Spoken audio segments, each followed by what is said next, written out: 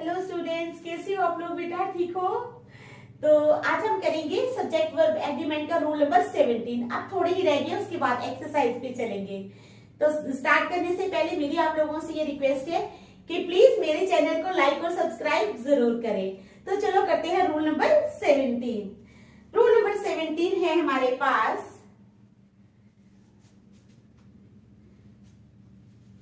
if in any sentence, if in any sentence, अगर किसी sentence में, if in any sentence, अगर किसी सेंटेंस में, ठीक है, indefinite pronoun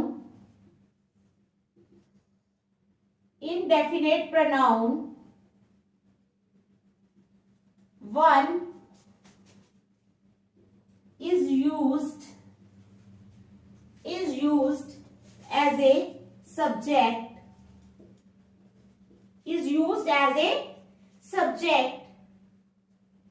then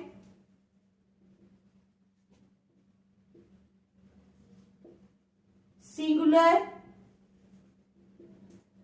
helping verb is used in that sentence। ठीक है, तो मैं आपको अभी बताऊंगी। रूल नंबर 17 है हमारे पास, इफ इन एनी सेंटेंस, अगर किसी सेंटेंस में इनडेफिनेट प्रोनाउन कौन सा? ONE1। ठीक है, if in any sentence indefinite pronoun one is used as a subject, अगर हम उस वन को एज ए सब्जेक्ट की तरह यूज करते हैं, then singular helping verb is used in that sentence. तो हमें उस सेंटेंस में कौन सा वर्ब यूज करना है? Then we have to use singular helping verb in that sentence. तो समझ आ गया आपको रूल नंबर 17? रूल नंबर 17 है, इफ इन एनी सेंटेंस, अगर किसी सेंटेंस में इनडेफिनेट प्रोनाउन कौन सा? One is used as a subject, अगर हम इसको सब्जेक्ट की तरह यूज करते हैं, then singular helping verb is used in that sentence, तब उस सेंटेंस में सिंगुलर हेल्पिंग वर्ब को यूज किया जाता है। तो मैं आपको एग्जांपल देकर समझाती हूँ। ठीक है, एग्जांपल है,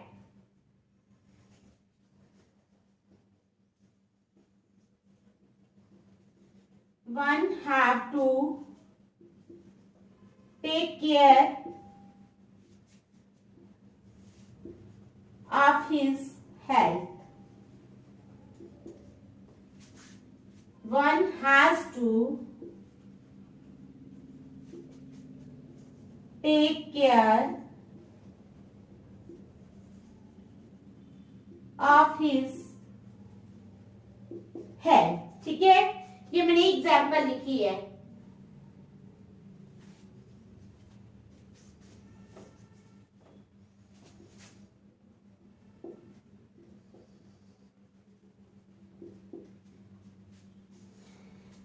अब देखो, ये सेंटेंस है हमारे पास।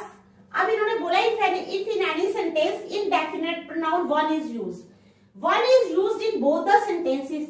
ये जो मैंने दो सेंटेंसेस लिखे हैं, इन दोनों में वन का यूज हुआ है ना? ठीक है, वन का यूज हुआ है, इंडेफिनेट प्रोनाउन का यूज हुआ है, लेकिन आगे क्या है? Then singular helping verb is used in that sentence, subject की तरह यूज हुआ है ना। वन किसी का नाम नहीं है, वन क्या कर रहा है? एक इंसान को ही जो है वो एक्सप्रेस कर रहा है। तो as a subject we have used here one as a subject. तो आगे हमें क्या करना होगा? We have to use singular helping verb, लेकिन यहां पर क्या लगाया हुआ है? यहां पर प्लूरल हेल्पिंग वर्ब लगाया है, तो ये गलत होगा, ये सेंटेंस इनकरेक्ट हो जाएगा। ठीक है, अब यहां पर क्या है? यहां पर हैज लगाया हुआ है सिंगुलर हेल्पिंग वर्ब। ठीक है,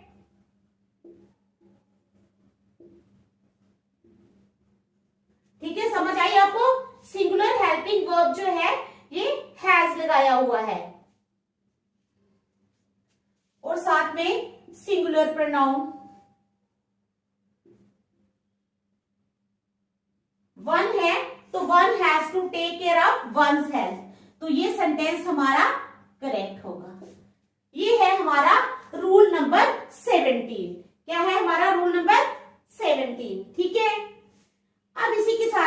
समझाऊंगी आपको रूल नंबर 18, फिर 19 भी समझाऊंगी। रूल 18 अब क्या है?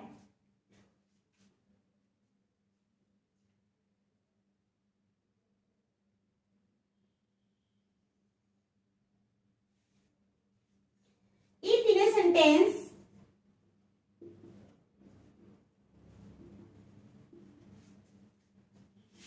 each and every is used before every noun, then singular helping verb is used in that sentence। तो क्या है हमारे पास rule number 18? If in a sentence, अगर किसी सेंटेंस में each and every is used, each या एवरी को हम यूज करते हैं, ठीक है, बिफोर एवरी नाउन, हर नाउन से पहले ईच या एवरी को यूज करते हैं, then singular helping verb is used in that sentence, तब उस सेंटेंस में सिंगुलर हेल्पिंग वर्ब जो है वो यूज किया जाता है। समझ आ गया आपको रूल नंबर 18 की? इफ इन ए सेंटेंस, अगर किसी सेंटेंस में each and every is used, क्या है? Each and every is used before every noun, हर एक नाउन से पहले भी यूज ईच एंड एवरी, ठीक है, तो क्या होता है? Then singular helping verb is used in that sentence, तब उस सेंटेंस में सिंगुलर हेल्पिंग वर्ब का यूज किया जाता है। तो आगे आप लोगों को समझ, I will give you the example, ठीक है, तो चलो एग्जांपल देती हूं।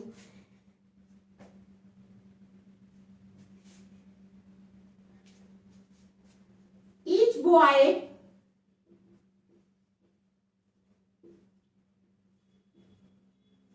and every girl were given gifts from the principal, ठीक है। Each boy and every girl was given gifts from the principal, ठीक है।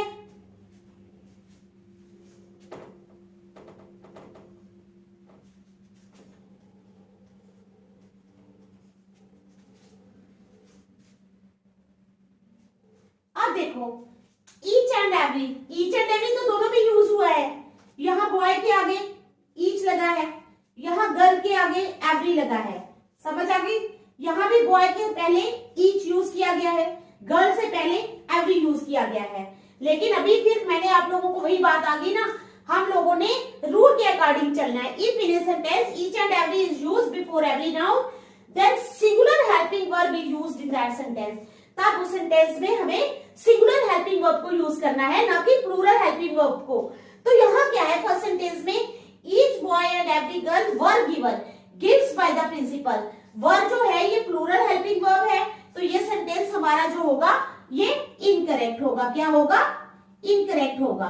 अब ये दूसरा सेंटेंस है each boy and every girl was given, तो वाज जो है ये सिंगुलर हेल्पिंग वर्ब है। क्या है?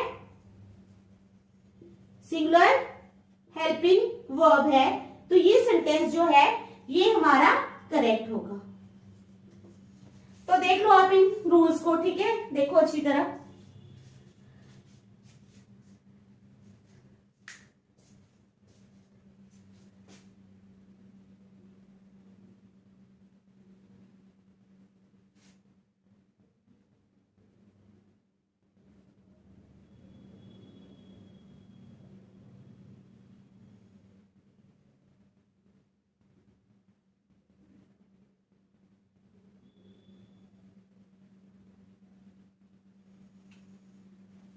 चलो रूल रूल नंबर 19 भी आज मैं करवा दूंगी आप लोगों को।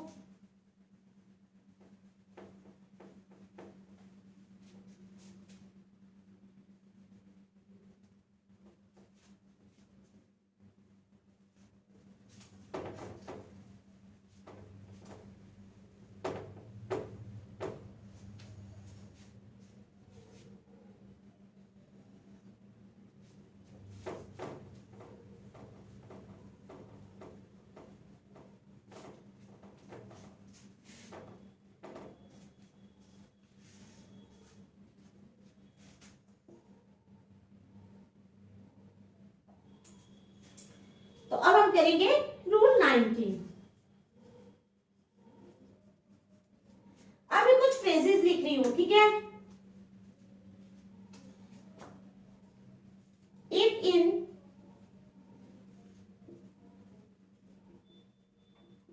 any sentence these phrases are used। अब मैं फ्रेजेस नीचे लिखूंगी, ठीक है। कौन कौन से phrases? A good deal of, remainder of, a good deal of,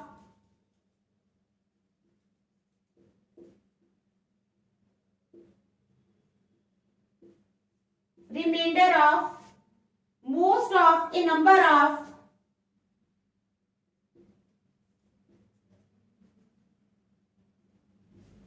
a number of, many of, ठीक है। many of, a quarter of, proportion of,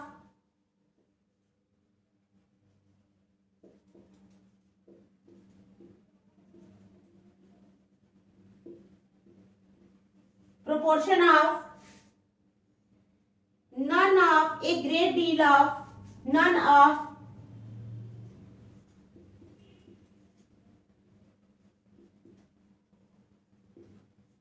a great deal of, 2/3 of, lots of,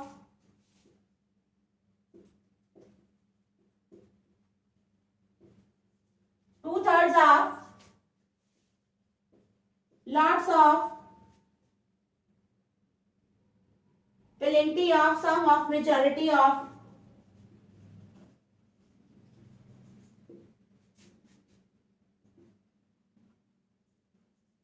some of, majority of, ठीक है।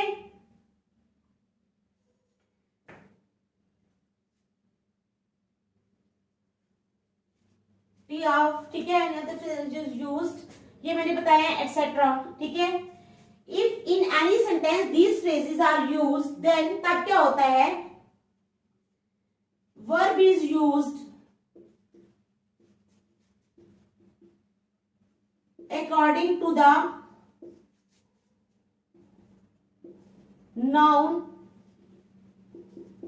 in the sentence। तो verb जो है वो sentence में जो नाउन के अकॉर्डिंगली यूज होता है, ठीक है। क्या है? Verb is used according to the noun in the sentence, ठीक है। इफ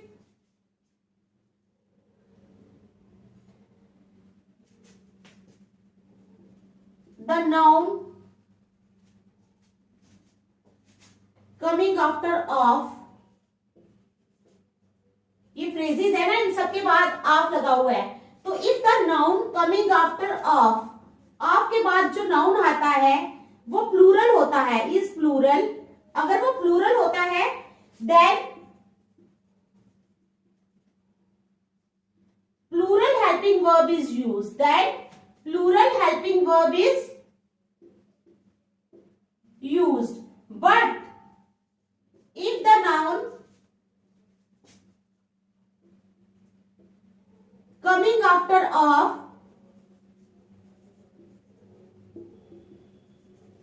is singular, अगर वो सिंगुलर होता है then क्या होगा? सिंगुलर हेल्पिंग वर्ब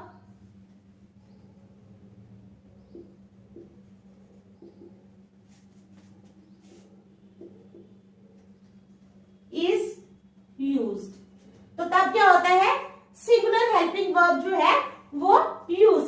जाता है। तो ये है हमारा रूल नंबर 19। अभी मैं आपको एग्जांपल दूंगी तो आपको समझ आ जाएगी। इन फ्रेजेस को आप लोगों ने अपने माइंड में रखना है। नेचुरली इंग्लिश है, इंग्लिश में जो कुछ चीजें जो हैं वो आप लोगों को अपने माइंड में रखनी ही पड़ती हैं, ठीक है। कुछ चीजें उनको पता, आपको पता होना चाहिए कि ये चीजें हैं, इनके ये फ्रेजेस हैं, इनके साथ क्या लगता है, ये नाउन है, इसके साथ वर्ब कौन सा लगेगा, ठीक है। कुछ चीजें खुद ब खुद आ जाती है। जब आप बार बार एक्सरसाइजेस को प्रैक्टिस करोगे, रूल्स को पढ़ोगे ना, तो आप लोगों को मुश्किल नहीं लगेगा, वो चीजें आपको खुद ही समझ आ जाएगी। तो आप लोगों ने बार बार प्रैक्टिस करते रहना है, ठीक है। तो ये मैं आपको एग्जाम्पल देकर समझाऊंगी।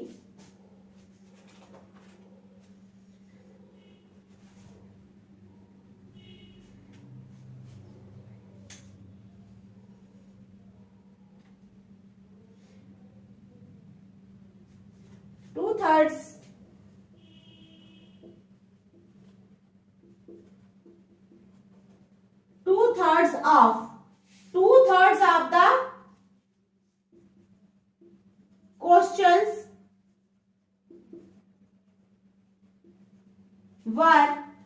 thirds of the questions were from trigonometry.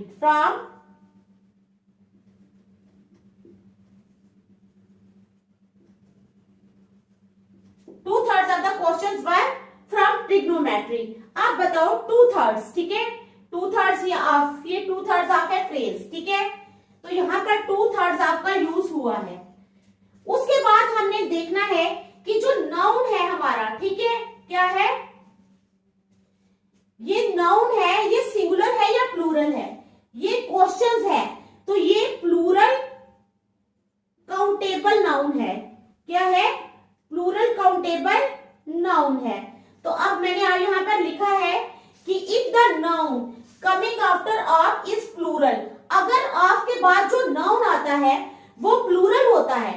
देखो ऑफ के बाद जो नाउन आया है वो प्लूरल है, क्वेश्चन नहीं है, यहाँ पर क्वेश्चंस है। It means our noun is plural. Then plural helping verb is use.